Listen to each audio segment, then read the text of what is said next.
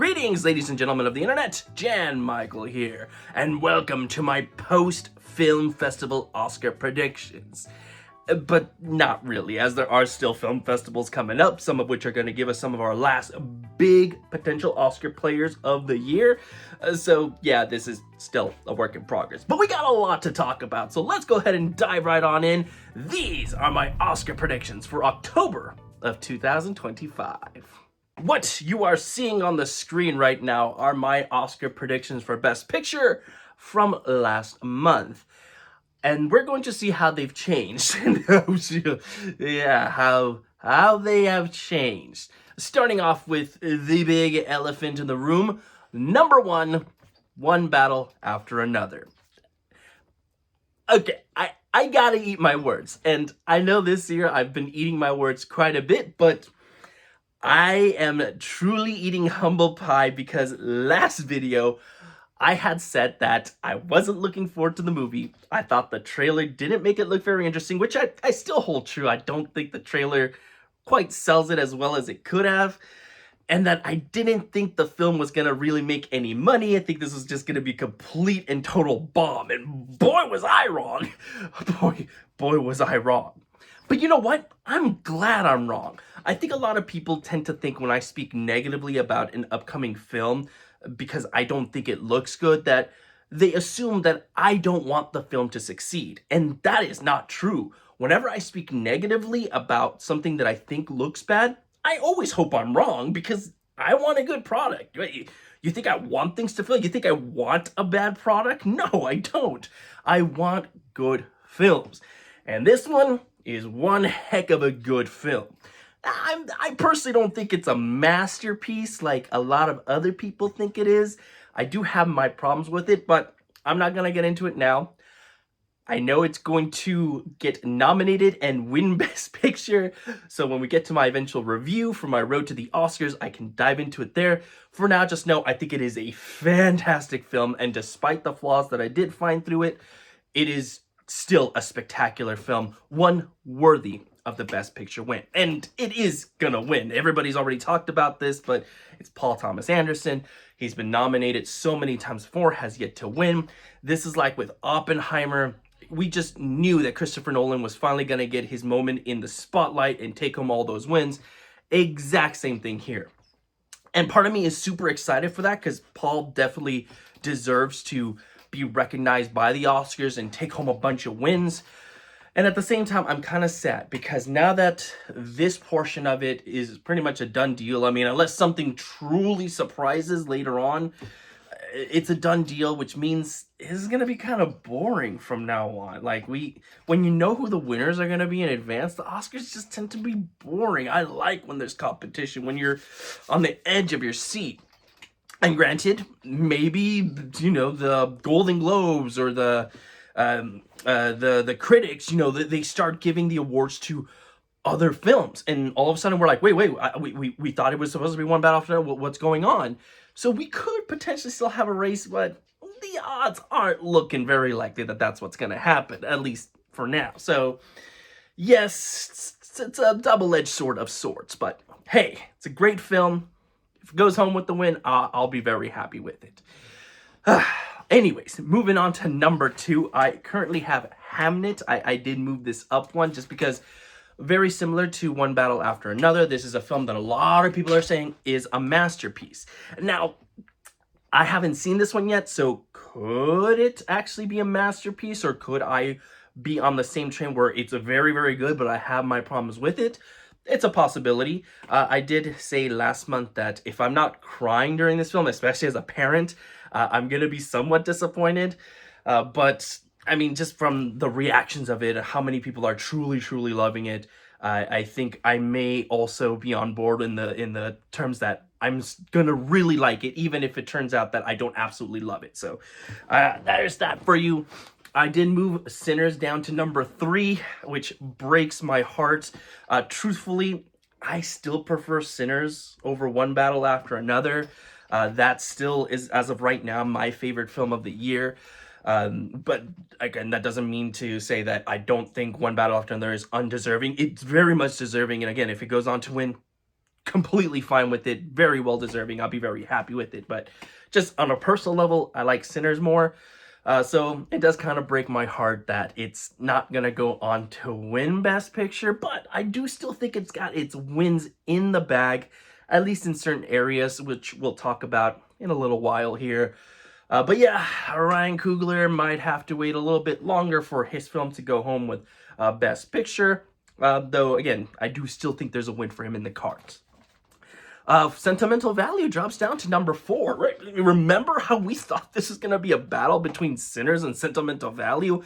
And now Sentimental Value seems like the least likely of the top contenders to win. Wow, times change. That's what makes things exciting, when there's, again, competition where you think it's going to go one way and then something else comes around and like completely surprises you. That's what makes these things so awesome to follow. But yeah, it's out of the 4, and there are 4. Like, I think you've got these 4 cemented into Best Picture. I do think Sentimental Value does seem the least likely to pull off a win. People have loved it, but it is the one that most people have that asterisk that said it's great, but yeah, it's not as great as the Worst Person in the World. And some people do like it better, but there is that rumbling from the people that I follow. So enough of a rumbling that makes me think, yeah, nobody really has those negative qualms about the other 3. So that's what puts this one in just kind of a bind in terms of, out of the 4, it's not the strongest. But again, still, it's a Best Picture contender.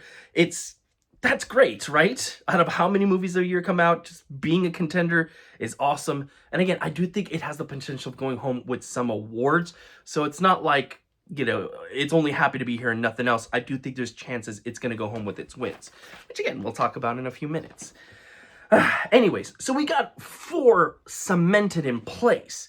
But what about the other 6? Well, that's where we start to get into the excitement. Now that we know who the winners are going to be, now it's time to see who takes those other spots. That's where we got to get our blood pumping and get excited about talking about. And for me, right now, number 5 is still Wicked for Good. I know there's some people that are just not believing in this one. They're like, oh, the sequels just don't do as well. Some people turn to Dune Part 2, but like, look how weakly Dune Part 2 did. And I turn around and we're like, Dune Part 2 got a Best Picture nomination, which, sure, it didn't get all the nominations it deserved, but it still got a Best Picture, so that doesn't really help the case. Oh, but look at Joker Folie à Deux, you know, that one was supposed to get in, and that didn't. Joker Folie à Deux fucking sucks. So, like, if the sequel sucks, like, that completely gets it out of the conversation. Like, if Joker Folie à Deux was fucking amazing and it got snubbed for Best Picture, that's the argument that you want to make. But yeah, as soon as the sequel sucks, you could just, the argument doesn't work anymore. So I do think there is a path for Wicked for Good to get in. It has the potential to get so many texts. It's gonna get nominations, right? It's gonna get nominations. There's no way they're just gonna completely shut it out of the Oscars. And it has so many nomination potentials that if it gets even half of those, how do you get those without getting into Best Picture? I don't see that happening. So no, for me, Wicked for Good is in. Maybe it's not as big of a contender as it was last year for its first part, but it's still going to be a contender. Anyways, moving on. Marty Suprema number 6 is one of the ones that we just don't really know much about yet, apart from the trailer, of course. A lot of people have big faith on it, and yeah, I'm on board with it as well. It just seems like one of those films that's going to do very well with the Oscars. But is it going to go above and beyond? I don't know. I mean, what are the odds that we're going to get another one? Like, is it going to be like a solid 5 amazing films? That'd be cool. Again, whenever I speak negatively about something, I want to be wrong. But as of right now, it feels like it's going to be more of a bottom 5 contender. But again, that's just the impression that I get. And I've been wrong. I've been wrong many times this year. So, you know, I'm always willing to eat my words on these ones. Number 7, Springsteen, Deliver Me From Nowhere. That just seems like a film that's going to get in. I mean, how many times, and I mention this every video, how many times have we said, oh yeah, this one's totally going to be the one that misses, and it doesn't, it gets in. So, I mean, until I actually see it miss, there's just no way I'm not going to have it in my Best Picture lineup. So, that's done deal there. And then we get to the bottom 3, where I'm definitely having some fun with. First and foremost, number 8, No Other Choice. There are so many reviews of this that I've seen, so many people on YouTube that I follow that have seen the film, that have talked about how amazing this movie is, how it very much speaks about a serious topic of the time, how darkly funny it is, how the performances are amazing, how there are aspects of the film that go above what they even needed to do. Like the cinematography I hear is just so amazing. And it's not just one person that says it, it's so many people. This is Park Chan-wook's best, or one of his best films. And I hear that and I'm like, how is this not a Best Picture contender? How is it not? There are some things that kind of make me pause. It is coming out very late in the year. Sometimes that doesn't always help out. So in this regard, maybe that hurts it, just because it's an international film, so it doesn't even have like the star power, that big push to get people to go see it. So maybe an earlier release would have really helped it kind of in this trajectory, if you will, kind of like how Parasite did. It had the trajectory. If it had come out maybe last minute, maybe it just wouldn't have gotten that momentum. I mean, it was supposed to go home with trophies at the film festivals, and it didn't go home with what we thought it was going to go home with, right? It fell short in that regard, despite so many people just absolutely loving it. So that also causes cause for concern, excuse me. So yeah, there is some things in the air that make me think, maybe it could fail in that regard, but there's just so many people that are hyping this movie up. It's one of my most anticipated films of the year, so maybe I'm just going off of that hype, but I feel it's got to be a Best Picture contender. There's just something in my bones telling me this has got to get in. So I'm including it at number 8. I think it would be an awesome choice based on what everybody's been talking about. Number 9, It Was Just an Accident. Again, this is a film that so many people are just talking really positively about, that they're like, yes, it has the potential to get into Best Picture, Best Director, Best Writing, and of course Best International Film. And so I needed to include it. And I know this essentially puts 3 international films in the Best Picture lineup, but we've had 2 in the past. Why couldn't we get a third one? I mentioned this last video, but fuck putting in like just okay movies or just good movies. When you have movies like this that people are saying it's fucking amazing, put that shit in. Like, who cares? This is a celebration of film, not just English-based films, like English-speaking films.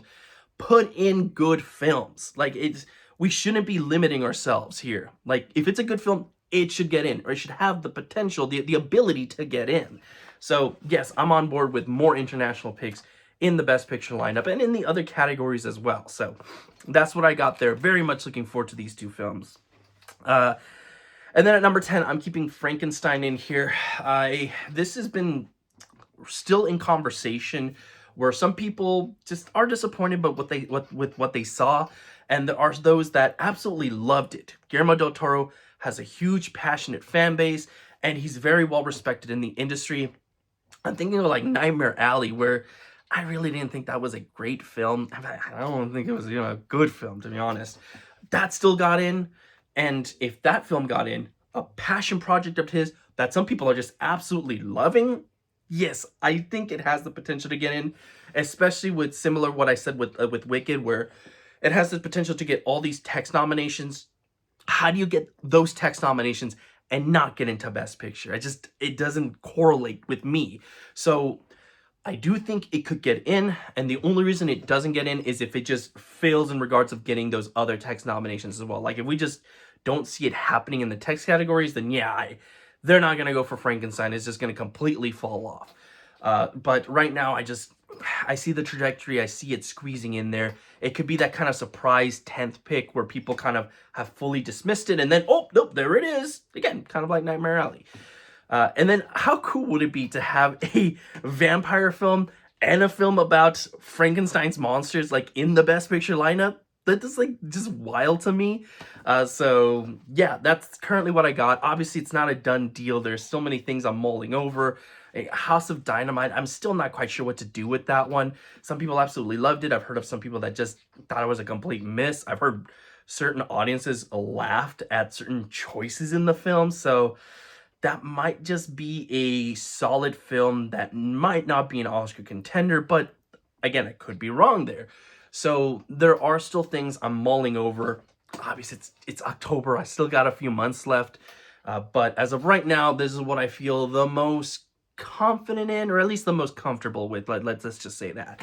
But yeah, lots has happened. Lots has happened, and I feel a lot more is going to still happen.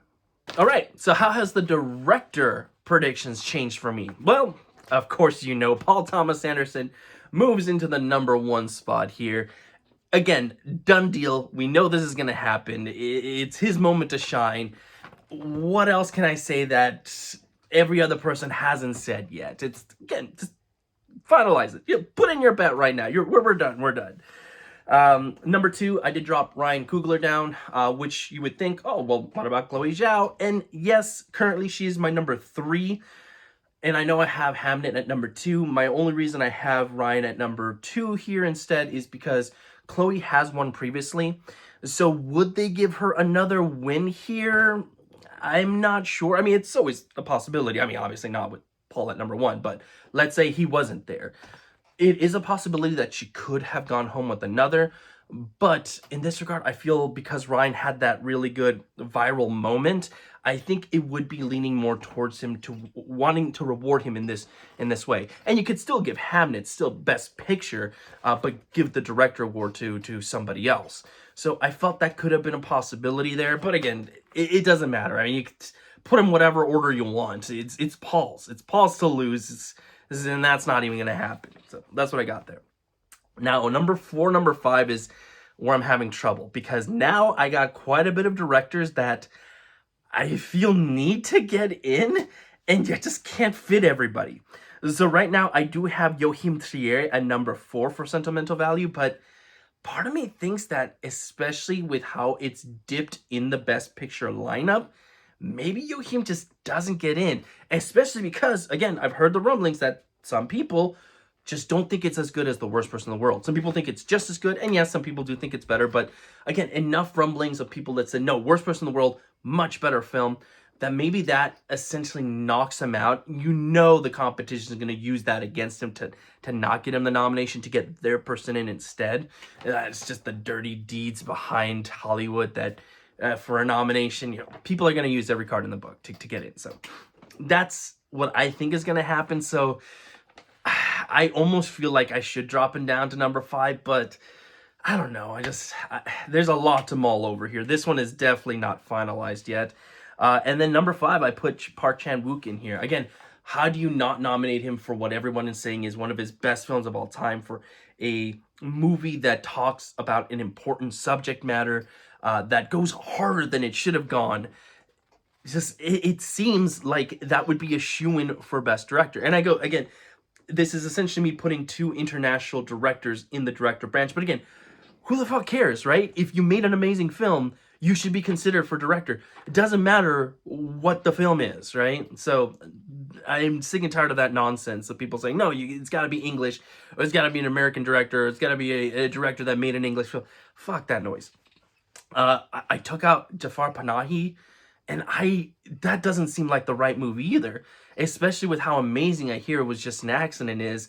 Like, that crushed me to take him out. I almost like, man, I would have loved to have kept those 3, like Joachim, Jafar, and Park, all in here. It's like, I wish there was just one more spot open. That would have been perfect. But there's no way I can take out Paul. He's going to win. I cannot take out Ryan, especially because he had that viral moment. For a moment, I almost thought maybe he's vulnerable enough just because Sinners felt. But no, I think that viral moment is going to push him all the way to get the nomination. And Chloe, how do you leave her out for making what a lot of people are considered to be a masterpiece? Plus, then you have a complete sausage fest. And just, first, don't do that, please. And second, yeah, I don't think the Oscars would do that either. So, yeah, damn, this one's really tough. There's so many good potential candidates, and I just don't know who to leave out at the end of the day. As of right now, it's Jafar, but I might put him back in. Maybe I will take out Joachim just because he is the only one that I've heard negative rumblings about, in the sense where they're like, hey, yeah, his movie's just not as good as his previous one, and maybe that ultimately hurts him at the end of the day. Or I could be wrong and we get another director in there. Maybe, as I said, Wicked just ends up being as amazing, and the director finally gets in because he was so close last year. So I don't know. There again, lots to talk about, lots to mull over, and I'm just not feeling too confident here right now based on what's going on. So for number one in actor, I put Leonardo DiCaprio in. Now, could he win? Really? And part of me thinks yes. He's part of the Best Picture winner. It just makes sense to put him at number one. And not just for that, but also, I think there's no denying that his last Oscar win was for a role that was good. I'm not saying it was a bad win, it was a bad role, but it was a role that, isn't like his defining role. He's had such better roles in the past. More worthier wins could have come from those other performances. But especially that year was so weak in terms of who his competition was. It just felt like the Academy, the voters just said, yeah, when are we going to get a better chance to finally give Leo the win? He's always nominated in a year where there's just somebody that is more superior, that there is a year where people are just jumping on board this other performer. So it just seemed like the cards were lining up right. But again, it wasn't his best. It wasn't for a film that I would consider to be this amazing film that people are going to want to watch over and over and over. One Battle After Another is a film that I can see people watching over and over and over. And fuck, already have, if I'm being honest. So yeah, this could be the one that people say, hey, this is a worthier win. That being said, it is a good performance, but just like with the last one, I personally don't consider it to be one of his best all-time great performances of all time. I do like that it is for a nomination that is more comedic in nature, which I always think, like, he does such a good job with his comedic roles, to be honest, that what a great contrast. One for a serious for a serious role, one for a comedic role. That's a great double trophy to have. So I wouldn't be upset about that, but I just don't think it's that impactful that if Timothée Chalamet, who I do have at number 2 as of right now, if he really brings it, I could see them wanting to give him the win, especially him coming off of A Complete Unknown. He's just primed to take the win this time around. Like, it's like, hey, we didn't give it to him last time. We got to give it to him this time, especially because he was so close last time. So I can see that being the argument there. So I don't think anybody else has a chance. I do think this is going to be a fight between Leo and between Timmy. We'll see how that pans out there. Number 3, Jeremy Allen White. I think he's just happy to be there, sitting comfortably at number 3. I don't think he's going to go on to win, but a nomination, that's pretty damn good. I mean, I want to be nominated. I don't have to win. Just get me nominated for something. Number 4, I did drop Michael B. Jordan, and I'm kind of scared because Sinners is now no longer that front-runner powerhouse. I can see them snubbing Michael, and that would be such a shame, dude. That would be such a shame. When you're no longer the front runner, it's like a lot of the privilege that is given to you, you start to lose. So your actors are no longer safe either. Other nominations that you might have been a shoo-in to win or get nominated for are now in contention, and I can see Michael just being on the chopping block. I know some people don't even have him in their top 5. Like, they have him like number 6. They've had him there for a while, and now this is just going to solidify that even more. Or heck, maybe they've even dropped him further. I really hope that doesn't happen. I think this could be that great gateway for him to get more nominations. He just needs that entry point, and I think this is the best entry point for him. He's playing 2 fucking roles. Actually, almost 3 roles if you really think about it. So I don't know. That's just me. I hope he gets in. Number 5, I'm keeping George Clooney in there. I don't really have any faith in Jake Kelly anymore. But if I get rid of George Clooney, then I have to get rid of Adam Sandler in supporting actor. I really don't think Adam comes along without George. I truly don't. And I don't want to get rid of Adam. I want him to get a nomination so badly. So I'm keeping George in by proxy. Yeah, this is what I got to do. But yeah, this one's not a done deal either. I'm kind of scared for a couple of nominations, but that also makes things exciting, so who am I to complain? Actress is another done deal. We know Jessie Buckley's going to take home the win. I mentioned this last month as well. I mean, who's going to beat that performance? Like, truly, who's going to win that? That's just done. It's done. It's too bad because Cynthia might have had a good shot at taking it. I do think she could have come very close to winning. Could have been a fight between her and maybe somebody else. But especially because Renata Ransva, I can never pronounce her name correctly. Apologies. Who I currently have at number 3. I heard that she's just not in the movie the entire time. I thought at first it could have been a fight between her and Cynthia.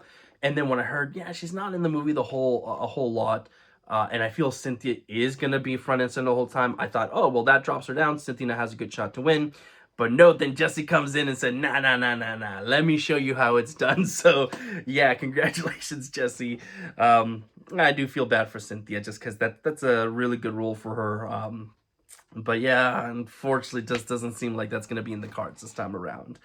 Number 4, Emma Stone for Begonia. I don't have Begonia anywhere else, man. Just like the conversation around that film just died. Like nobody's talking about that film anymore, at least that I've encountered personally. So maybe I'm just not in the right circles, but the lack of conversation around it, especially for a film that I hear is like really polarizing. Like nobody's talking about it. That seems odd, but it hasn't officially released yet. So maybe once the official release comes around, maybe it'll catch another wind and kind of rise up the ranks again. But I'm still really looking forward to it. So that's just me. And the actress category is just so weak. Emma, I think, just gets in, and she's like, her and Jesse Plemons just are like the 2 standout performers in that one. But poor Jesse is very, very loaded, very steep competition, so he doesn't get in because of that. But Emma doesn't have that problem, so I think she just gets in. Number 5, I included Rose Byrne for If I Had Legs, I'd Kick You. I did take out Amanda Seyfried.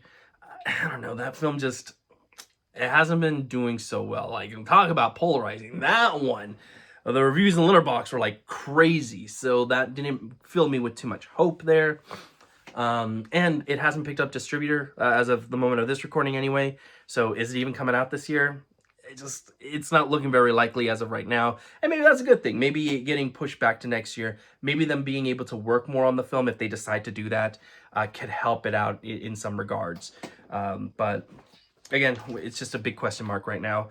And again, just so weak that I think Rose would get in a year that normally she would just never ever get in for it. So yeah, I'm gonna follow suit there until something else comes along, which, yeah, it's just looking less and less likely as the year finishes off here.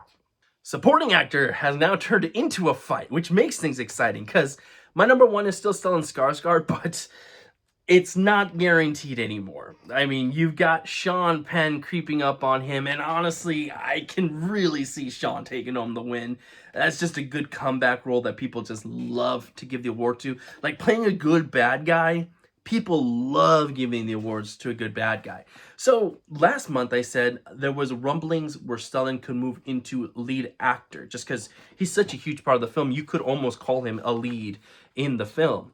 And honestly, I almost think maybe that's the better option now, because if he goes lead, I could see them giving him the win over Leo and Timothy. Again, unless Timothy's performance is fucking amazing. So I can see that happening. So maybe that would be the best move. Or not. Again, I haven't seen Sentimental Value, so I can't tell you one way or another, but as of right now, he's no longer safe, which exciting for us, but I can imagine being in his shoes going, oh man, really? I'm going to lose out like my one chance of getting this? Like, when am I going to get another chance? Like, I'd be disappointed, right? But, you know, this is the business, man. Not a done deal, though. Like, he could still win it, which is, you know, especially because Sean has 2 wins already. Would they give him a 3rd one? I think yes. I think yes. Anyways, number 3, Paul Mescal drops down. At first, I thought it might have been a fight between Stellan and Paul, but Paul, unfortunately, you're going to have to sit pretty at number 3. I think he's just going to be happy to be there, and that's kind of it. But hey, 2nd nomination. Pretty good. That's pretty good. Jeremy Strong, I think, is another one, just happy to be there. And again, 2nd nomination. That's pretty damn good. And number 5, I'm keeping Adam Sandler there. Again, I want him to get a nomination so bad. But as time goes on, I feel less and less confident about Jay Kelly. Maybe once it officially releases, if there's just such a huge, like, uproar for it, I can't see it get into Best Picture anymore, but maybe that's enough to kind of push it towards the acting. You know, maybe it could be like a Nyad situation. So we'll see. I'm crossing my fingers. I'm crossing my fingers there because I really do want him to get nominated. Okay, I need to go through all my predictions, current predictions for supporting actress before I talk about what is essentially going to be the elephant in the room for this category. So bear with me here. I know you guys are going to think about something as I'm going through these, and I will talk about it. So just bear with me here. Number one, I still have Ariana Grande for Wicked for Good. Somebody left a comment on my last video that said, hey, you know, these performers that are playing the same role in a sequel, just they don't really get into the Oscars in that regard. And sure, but if I took that into consideration, then I would have to take out Cynthia, because essentially that's the exact same thing. And I'm really not going to do that there. So I really don't want to do that to Ariana. I do think they're almost like a package, if you will. Like if one doesn't get in over the other, like the other one's gonna, like, you know, raise hell, if you will. I do think that's just gonna be like a strong dual nomination. So Cynthia, which I do think is almost guaranteed to get in, I think is going to lift Ariana up. Granted, I don't know if Ariana can win. This has always been one of those categories where I'm like, I can't see any of these people winning. But in my mind, she was really close last year, which we don't know for sure that she was close. She could have barely squeaked in for all we know. But in my mind, you know, and in a lot of people's minds, she was number 2. So, you know, with that strong potential, strong kind of placement, maybe it's enough to get her in here as well. So that's my justification for it. I know it's not very good. It's not very convincing, but that's just kind of what I got right now. Number 2, Elle Fanning, Sentimental Value. Yeah, I hear she's really good. She was super close to a nomination for A Complete Unknown, I feel anyway. Like she started to gain momentum and then kind of like dipped off when her co-star started getting those nominations. So maybe this is the one that can kind of take her all the way. I do have Inga Ip's daughter Lilia still at number 3 for Sentimental Value. Again, I hear she's really, really good in the film. So I do think she has a very good chance of getting in. Number 4, I threw in Gwyneth Paltrow for Marty Supreme. Because Sinners did fall, I did have to get rid of any potential supporting performers there, just because, again, when you no longer have the frontrunner status or the potential to win, I think certain categories start to become sacrifices. And unfortunately, I think that is going to be the case here. Number 5, I still have Amy Madigan for Weapons. And this is where I start to talk about the elephant in the room, because I know you guys are now thinking, what the fuck? Why don't you have anybody from One Battle After Another in here? Here's the thing. I don't know who to put in. I'm really struggling with who I would put in here. Tiana Taylor does a really good job. She's only in the film for like the first 20 minutes or so, and she's good. Like, I'm not talking negatively about her performance whatsoever. She's good. But she just doesn't have the scene, the moment, at least to me. Like that moment where you could turn to somebody and be like, this is the moment. This is the moment that she transcends her role. I personally didn't feel it. I'm not saying she's bad. She is very much worthy of getting in, but that is what's stopping me from placing her in. And so I have the newcomer, which I'm now going to forget the name. Give me a second. Chase Infinity. There we go. Sorry about that, Chase. Who, again, really good performer. Really good performance. I don't know if this is her actual first role. I've heard some people say that it is. I've heard some people say that they feel like they might have seen her in something else. I don't know. I apologize. I didn't research that before doing this. But again, great performance. I'm not talking negatively about it, but same deal. She just doesn't have the scene. And she's in the movie constantly, but a lot of it is also just her staring. And I just felt like there could have been more done with her to really cement her as a nomination. So I'm almost saying, well, Tiana, because she definitely has more within her limited screen time than Chase did with her extended screen time. But again, there's still like, I don't know, man. This is where my mind is like fried. some people do believe in it, so in one or the two of the performances, and there are some that believe in one, not the other, and vice versa. Could these things cancel each other out? Do I just put them both in? Is the movie just such a front runner that I put them both in? Do I just take out Gwyneth Paltrow, Amy Madigan? But are we going to get 2 nominations from Sentimental Value and 2 nominations from One Battle After Another? That just doesn't seem plausible. So then do I take out, like, Elle Fanning, maybe? Like, because I hear some people really like Inga a little bit more than Elle. And then go ahead and put in the 2, and Amy Madigan or whatever, and put in the 2 actresses from One Battle After Another. But that doesn't seem right either. So I'm really struggling with who to include here. I don't know. Maybe if I just absolutely loved both their performances, I could feel more confident in it. But I didn't. And again, I'm not saying they're bad performances. They're good performances. There's nothing wrong with their performances. They're doing exactly what they need to be doing. It's just, it doesn't transcend. And you don't have to transcend. You could just be good. But that's what's stopping me here. So I don't know. I need to think this one over a little bit more. I'm just going to keep things as is for now and just wait and see what other people have to say. Because, yeah, man, I don't think I've ever struggled so much with a nomination before, but it's first time for everything. I just don't know what else to say or do here. So I don't know. Convince me in the comments below who should get in, if either should get in, or if both should get in. I don't fucking know. All right, adapted screenplay. One Battle After Another. Done deal. Done deal. Sorry, Hamnet. You were in #1 for just a short little while, but that's not going to happen anymore, unfortunately. #3, I did put No Other Choice. If I got in Best Picture, I got to start including it in some other categories apart from international. So here it goes. And I hear the screenplay is fantastic. Like, again, dark comedy. Dark comedy is actually my favorite genre of film, so that's why I'm super excited for this. But I don't know. You got to really have sharp writing to pull off dark comedy, which I hear this one definitely does. Keeping Springsteen, Deliver Me From Nowhere. Again, until I see that movie absolutely fail, I'm not going to remove it. I'm not going to do it. I'm not going to fall into that pitfall again.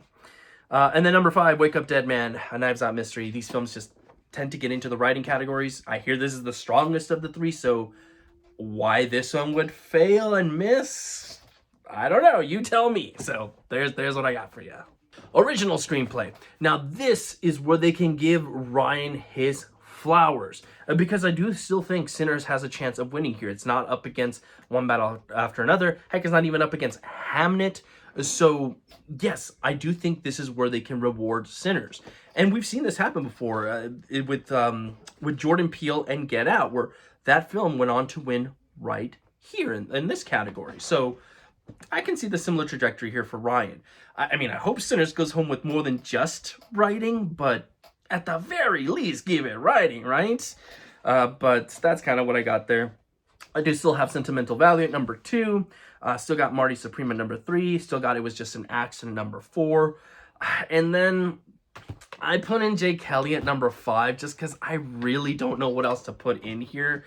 I'm, again, kind of struggling with that fit spot. Like, I think the 4 are a solid 4. I mean, even if you don't believe in it, It Was Just an Accident to get into Best Picture, I think you at least got to consider it for writing. But yeah, I don't know what to put in that fit spot. So I don't know. Again, it's not a done deal. I got a couple of months left to finalize these. Be patient with me. Okay. Now, I've been messing with my predictions to this moment, right? You already see me kind of struggling and babbling like an idiot. So I really didn't get much of a chance to touch a lot of the below the line categories.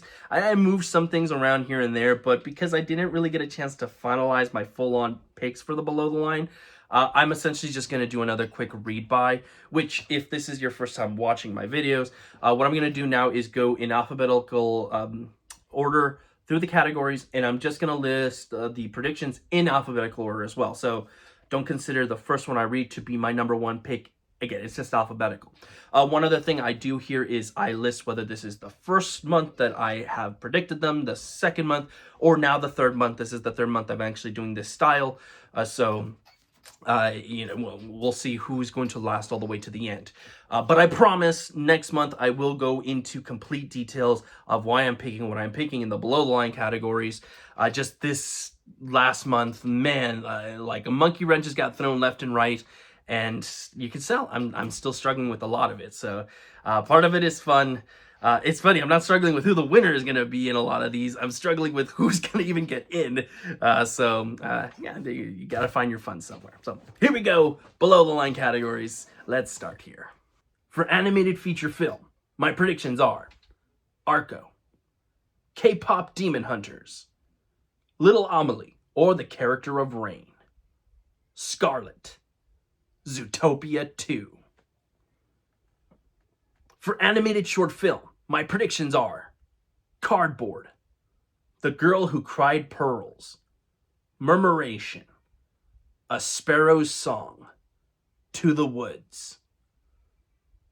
For casting, my predictions are One Battle After Another, Sentimental Value, Sinners, Wake Up Dead Man, A Knives Out Mystery, Wicked, For Good.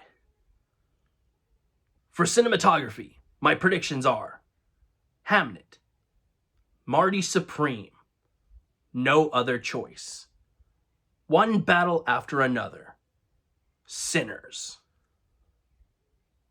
For costume design, my predictions are Frankenstein, Hamnet, Marty Supreme, Sinners, Wicked, For Good. For documentary feature film, my predictions are 2,000 Meters to Andravika, The Alabama Solution, The Eyes of Ghana, The Perfect Neighbor, Put Your Soul on Your Hand and Walk. For documentary short film, my predictions are Armed with Only a Camera, The Life and Death of Brent Renaud, The Goldfish Club, How I Learned to Die, Shanti Rides Shotgun, Walking Our Way. For film editing, my predictions are Hamnet, Marty Supreme, One Battle After Another, Sinners, Wicked, For Good. For international feature film, my predictions are It Was Just an Accident from France, No Other Choice from South Korea, The Secret Agent from Brazil, Sentimental Value from Norway, The Voice of Hein Rajab from Tunisia. For live action short film, my predictions are Ali, How to Shoot a Ghost, Made from Leak-Proof Plastic, The Spectacle, Talk Me. For makeup and hairstyling, my predictions are Frankenstein, Sinners, The Smashing Machine, Waltzing with Brando, Wicked, For Good. For original score, my predictions are Frankenstein, Hamnet, Marty Supreme, One Battle After Another, Sinners. For original song, my predictions are Dear Me from Diane Warren, Relentless, The Girl in the Bubble from Wicked, For Good, Golden from K-pop Demon Hunters, I Lied to You from Sinners, No Place Like Home from Wicked, For Good. For production design, my predictions are Frankenstein, Hamnet, Marty Supreme, Sinners, Wicked, For Good. For sound, my predictions are Avatar, Fire and Ash, F1, One Battle After Another, Sinners, Wicked, For Good. And lastly, for visual effects, my predictions are Avatar, Fire and Ash, Predator, Badlands, Superman, Tron, Ares, and Wicked for Good. And that's all I have for this month. Holy crap. Yeah, I've got a lot to work on. I've got some research to do. You know what? I'm happy because part of me, as I said, when I heard that One Battle After Another, done deal, and then I saw it, I'm like, yeah, it's a done deal. I kind of did feel a little disappointed just because, oh man, that means a lot of the fun ends. But going through my predictions, I was like, okay, well, no, the fun's not ending. We still don't know a lot of stuff. Once we have our full lineup, then yes, of course, that's probably when we're gonna start going, okay, yeah, it's the same winner again and again and again, which, like, I hope I'm wrong. I hope it's still exciting. Yeah, it's not over just yet. We still gotta see who the other nominees are, and that's part of the excitement. Plus, you never know. Maybe something does come out and that completely blows our expectations. Like, I didn't expect Hamnet to be that type of film. I didn't expect One Battle After Another to be that type of film. Heck, when Sinners came out, I didn't expect that film to be as good as it was. When Sentimental Value, right? I mean, a lot of us were like, oh, well, it's probably just not going to be as good. And then when some people were like, no, it's even better, or it's just as good. And even the people that say it's not as good still say it's still really good. Like, those are all always somewhat surprising, right? You just don't know how some of these things are going to go. So you automatically turn to, oh yeah, it's probably just going to be fine or not. At least with me, I'm not all that optimistic. I think I've done this long enough that a lot of things just tend to disappoint, so I just go in with disappointment, and I'm always pleasantly surprised because of it. So there's that for you. My personal life lessons. Anyways, guys, what do you think? Do you think it's over? Do you think One Battle After Another is just going to be your winner? Or is everything just going to be boring from here on out? Or do you think there are more surprises on the way? Let me know in the comments below. Until next month, guys, or until my next video, I should say. Yeah, lots more coming, and yeah, there's those films. We gotta watch them. The critics saw it. The other YouTubers that are more popular saw them. Now we gotta see them. So let's look forward to those. And until next time, everybody, like always, please stay safe out there and have a good one.